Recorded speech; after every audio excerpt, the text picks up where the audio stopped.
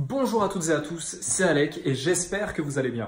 Aujourd'hui, une vidéo qui m'a été souvent demandée, qui est faite un petit peu à l'improviste, et c'est une vidéo qui en fait est faite dans le cadre d'un tournage. Donc je suis actuellement en tournage avec l'ami également Geoffrey, qui est l'un de mes prestataires vidéo, et vous allez voir en fait avec qui je collabore, comment je collabore, comment est-ce que j'organise les tournages de mes vidéos et celles de mes partenaires au sein de l'agence de consulting. Et du coup, alors comme ça, vous allez pouvoir également peut-être mettre en place tout cela. Alors, il est clair que cela requiert quand même de l'organisation, cela requiert également un certain budget. Je vais vous donner plus ou moins les tarifs et les budgets qu'il faudra estimer à cela. Et comme ça, vous allez pouvoir avoir une visibilité un petit peu plus large de tout ça. En même temps, j'ai loué un Airbnb plutôt sympathique ici dans le centre de Annecy, donc le vieux Annecy. Et on a différentes pièces, un style assez particulier justement, parce que j'ai envie de faire quelques vidéos dans un contexte et dans un cadre un petit peu différent. Donc je vais en même temps visiter un petit peu avec vous. Je vais vous montrer aussi ma chambre qui est plutôt sympa avec une cheminée et avec un petit dressing chouette. Et après du coup, je vais également vous expliquer tout ça. Donc quand j'organise mes vidéos, étant donné que mon but à moi, c'est réellement d'optimiser mon temps à son maximum, à son plus gros potentiel, c'est en fait d'enchaîner plusieurs types de vidéos. Là, par exemple, aujourd'hui, on est en train de filmer 16 vidéos. On va filmer 16 vidéos de 15 minutes à 30 minutes par vidéo. Mais je dirais en moyenne, ce sont des vidéos de 15-20 minutes.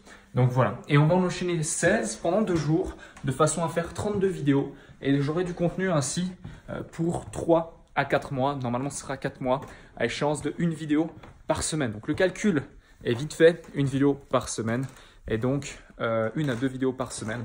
Et donc on verra comment est-ce qu'on va planifier tout ça. Maintenant, comment est-ce que je m'organise pour les mettre en place? Donc en réalité, il y a 5 ou 6 intervenants qui travaillent avec moi. Donc premièrement, j'ai mon assistant qui va choisir et analyser toutes les thématiques des différentes vidéos que j'ai déjà fait, que certains acteurs du marché ont fait, qui ont fonctionné, que ce soit sur le marché francophone, mais aussi le marché anglophone, et surtout avec des requêtes particulières et une analyse des mots-clés, on va élaborer et établir des nouveaux titres de vidéos pour savoir quels vont être les contenus que l'on doit absolument faire. Donc ça, c'est hyper important à mon sens. Donc j'ai quelqu'un qui s'occupe de ça.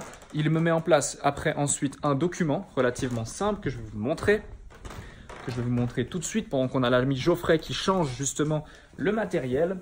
Et du coup, ici, j'ai mon ordinateur. Et vous voyez, à chaque fois, j'ai ici un titre, des notes particulières et des bullet points pour faire ma vidéo. Donc, je vais vous épargner les détails. Ensuite, la vidéo, lorsqu'elle est tournée, je mets tout ça dans une couleur. En l'occurrence, c'était du rose. Et quand ce n'est pas encore tourné, je la mets en noir. Ça va permettre ensuite d'envoyer tout ça à un autre prestataire qui va monter la vidéo. Donc en gros, je récapitule, j'ai un assistant qui m'établit les titres et les bullet points des vidéos. J'ai ensuite un prestataire vidéo qui vient pour filmer avec du coup du matériel relativement avancé. Donc je vais vous épargner les détails parce que je ne suis pas du tout technique. On peut voir ici la caméra qui est plutôt sympathique. Voilà, et du coup, on a aussi différents types de micros. Là, on a 4 types de captures sonores. On a également des lumières, on a 2 caméras 4K. On a également un autre appareil pour faire les photos, pour faire les miniatures. Ça aussi, il faut y penser. Du coup, ensuite, après avoir eu le prestataire vidéo, on a du coup un acteur, une personne qui est derrière la caméra. Moi, en l'occurrence, mais des fois, ça peut être des partenaires. Et ensuite, quand on a fait les vidéos, il va falloir avoir un autre prestataire qui lui me fait les motion design, qui va du coup s'occuper des introductions, qui va s'occuper de l'outro, qui va s'occuper des textes, des templates pour les différents textes, qui va s'occuper également des petites intégrations type like, type abonne-toi, avec des petits éléments sonores, des petits effets sonores.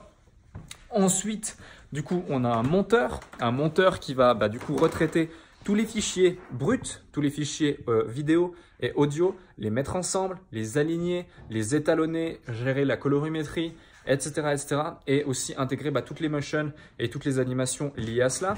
Ensuite, on aura une fois qu'on a fait tout ça, on a quelqu'un qui va, le monteur va directement mettre sur la chaîne YouTube en non répertorié ou en planifié. Après, j'ai quelqu'un d'autre qui va analyser du coup si tout est OK, tout est bon et autres. Donc là, c'est également mon assistant ou alors mon bras droit selon les disponibilités. Cette même personne, en général mon bras droit, va récolter les différentes photos pour les miniatures. Donc que ce soit des photos que j'ai déjà publiées sur... Alors là, j'ai un petit micro qui dépasse justement, c'est un micro HF qui est sous la caméra, sous la chemise. Donc il va récolter les photos pour aller faire les miniatures. Les miniatures vont être faites du coup par un prestataire que l'on a soit sur Upwork, soit sur Fiverr. En général, c'est sur Fiverr. Et du coup, là aussi, c'est un intervenant supplémentaire. En dernier lieu, après, c'est moi-même qui repasse une fois que les miniatures sont établies, les vidéos sont mises en place et autres pour créer un planning de publication et gérer, optimiser les descriptions, les écrans de fin, les fiches, les appels à l'action. Et ensuite, je vais également paramétrer les partages sur les différents réseaux sociaux par rapport à la communication ou alors demander à notre community manager de gérer tout ça. Donc une assistante également supplémentaire concernant les réseaux sociaux, soit pour moi ou pour certains clients. Donc, en gros, on récapitule, on a actuellement 6 à 7 intervenants à nouveau pour publier une seule vidéo. C'est pour ça que chacune des actions est chronométrée et optimisée.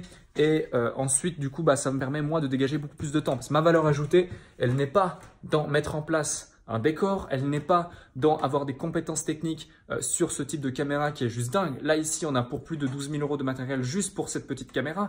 Donc, c'est pour vous dire. Donc, c'est quand même assez particulier. Elle n'est pas non plus dans le montage, elle n'est pas non plus dans le motion design, elle n'est pas non plus dans la mise en place de description, enfin de miniatures ou d'analyse concurrentielle des mots-clés et des différents bullet points à traiter.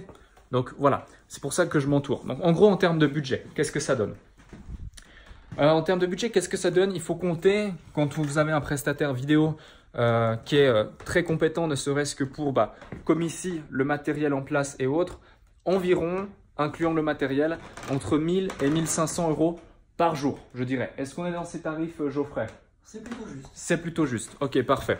Ensuite, lorsque vous allez avoir quelqu'un qui va s'occuper du motion design, vous allez compter selon le travail demandé, selon le template demandé, selon les fichiers de format demandés, selon également les révisions et les retouches demandées. Il faut compter quand même plusieurs centaines d'euros, donc de l'ordre de 300 à 800 € selon le travail qui va être effectué. Ensuite, concernant les montages des vidéos, tout dépend le type de vidéo, tout dépend le type de fichier, tout dépend la densité également des vidéos, tout dépend le travail qui va être effectué, tout dépend l'expérience du collaborateur ou du prestataire en question. Il va falloir compter entre, je dirais, 30 et 150 € par vidéo. Donc, ça dépend vraiment du type de travail qui va être effectué. Ensuite, pour ce qui est des miniatures, alors les miniatures, voilà, là, déjà, il faut faire des photos. Donc, moi, en l'occurrence, j'ai la chance d'être entouré. Donc, en l'occurrence, j'ai Geoffrey qui, de temps en temps, prend un appareil photo et va faire une photo par rapport à tout ça. Et ensuite, j'ai aussi fait une séance photo avec des photographes il y a quelques jours. Je fais régulièrement des photos quand je me déplace dans des hôtels, dans des lieux sympathiques. Et du coup, j'ai du contenu par rapport à ça. Et j'ai plus qu'à envoyer la miniature à faire au prestataire. Et là, moi, personnellement, sur Fiverr, ça me coûte 5 $ par miniature plus 2 $ de frais. Donc 7 $ par miniature, c'est relativement abordable. Après, derrière, effectivement, je vous ai parlé d'un bras droit et d'une assistante. Donc effectivement, là, ce sont des collaborateurs internes que je rémunère plusieurs milliers d'euros par mois, notamment mon bras droit. Et du coup, là, c'est différent. Là, c'est différent et du coup, je n'aurai pas vraiment de tarif à vous donner. Mais je dirais qu'il faut compter pour 30 vidéos. Ça va mobiliser quand même, allez, un travail bien fait, une semaine de travail. Une semaine de travail en termes d'organisation, d'analyse concurrentielle et autres. Donc, vous faites la division. Imaginons que vous rémunérez cette personne 2500 € par mois. Vous divisez ça par 4 et vous avez plus ou moins un chiffre, en l'occurrence dans l'ordre de 600 à 700 €. Donc, voilà globalement un petit peu pour les prix. Certaines personnes pourront dire que c'est vraiment hyper abordable. D'autres pourront dire que c'est extrêmement cher.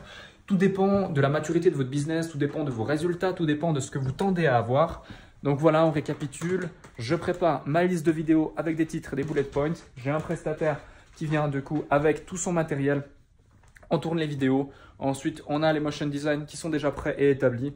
Ensuite, on a d'autres partenaires qui vont faire les montages. On a d'autres partenaires qui vont faire les miniatures. On a d'autres partenaires qui vont faire le planning des publications et des vidéos ainsi que l'organisation.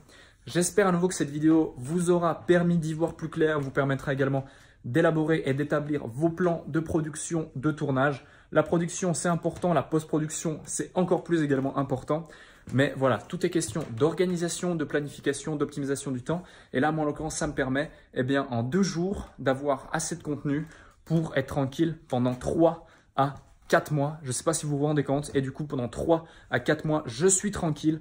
Tout est prêt, tout est délégué. Et j'ai plus qu'à me focaliser là où il y a ma plus grande valeur ajoutée. Donc, ceux qui me disent « Oui, c'est pas possible de faire des vidéos et le pitre sur YouTube et en plus gérer des entreprises, c'est pas possible, arnaque, arnaque, mensonge », bah, j'ai envie de dire, réfléchissez un petit peu avant parce qu'en réalité, tout est optimisé, tout est organisé et ça fonctionne extrêmement bien comme ça. Merci d'avoir regardé cette vidéo. À très bientôt. Abonnez-vous à la chaîne YouTube, partagez cette vidéo et mettez-moi un énorme like pour cette vidéo. À très vite.